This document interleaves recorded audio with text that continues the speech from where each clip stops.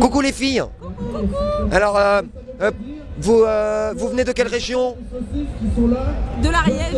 De l'Ariège? Ouais, Vous êtes venues toutes les deux? Ah non, elle moi, je vis à Paris. Tu vis à Paris? 1981. C'est toi qui as appelé ta fille?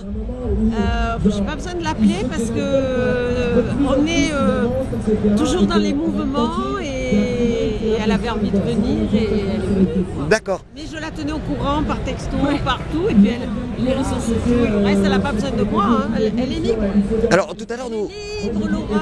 Laura, alors tout à l'heure nous t'entendions dire que malgré l'absence de diffusion par les grands médias, vous étiez quand même au courant de ce que nous faisions ici, et que nous étions soutenus même dans les petits villages. Est-ce que tu peux nous en dire un petit peu plus s'il te plaît?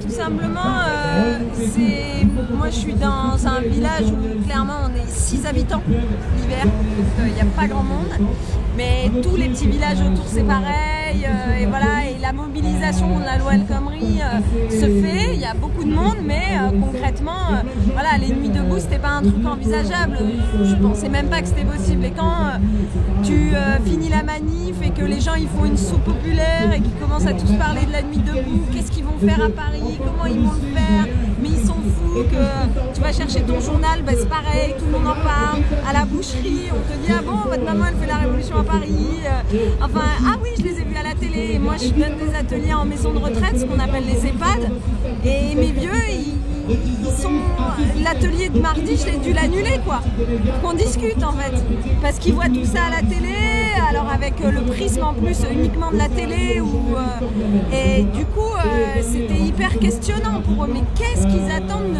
d'aller sous la pluie à discuter? Et moi je leur dis mais regardez les ateliers qu'on fait ensemble, on passe notre temps à discuter de nos problèmes, de tout ce qui nous arrive, du monde, du passé, de maintenant, la nature qui disparaît, parce que pour eux, par exemple la montagne qui disparaît, sous les forêts, les champs, c'est quelque chose qui les traumatise énormément.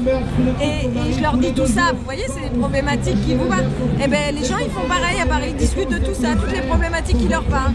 Et ils font ah bon, tout ça ils font comme nous, et donc on a discuté tout mardi, et c'est un peu comme ça partout. Et juste ce que je voulais dire, c'est qu'il ne faut pas se mettre de pression à Paris, genre du coup une grosse responsabilité sur les épaules si une AG se passe moins bien ou machin. Il faut juste prendre le temps, parce que vous avez le temps. Nous on vous fait confiance, on est là, on n'est pas en attente, on fait nos trucs, mais il faut le temps que ça prenne, chez nous c'est un peu plus long. Donc continuez tranquillou, nous on rejoint. Là, moi je suis passée à la nuit debout de Toulouse hier, il y avait énormément de monde, il y avait encore du monde ce soir. Nous à Foix, en Ariège, on va organiser une nuit debout mardi soir, à la demande des lycéens qui bloquent leur lycée. Profitons pour faire un appel, à quelle heure? On fait un appel à la fin de la manif à Foix. On se retrouve tous place Villotte à Foix après la manif mardi. Il y aura un débat avec un mec qui a écrit un livre un peu sur la loi El Khomri pour expliquer tout ça. Ensuite on va diffuser Merci Patron avec le cinéma du coin qui veut bien le diffuser. Et ensuite on va faire une AG, on va discuter, on va se rencontrer quoi, enfin. Merci Laura, merci l'Ariège. Et alors une dernière chose, donc tu viens de Toulouse, tu es monté à Paris en train cette nuit. Et je repars dimanche soir. D'accord. Tu sais que tu as la possibilité de faire du covoiturage, pourquoi le train? Parce que moi j'ai la carte 12-25 encore. D'accord.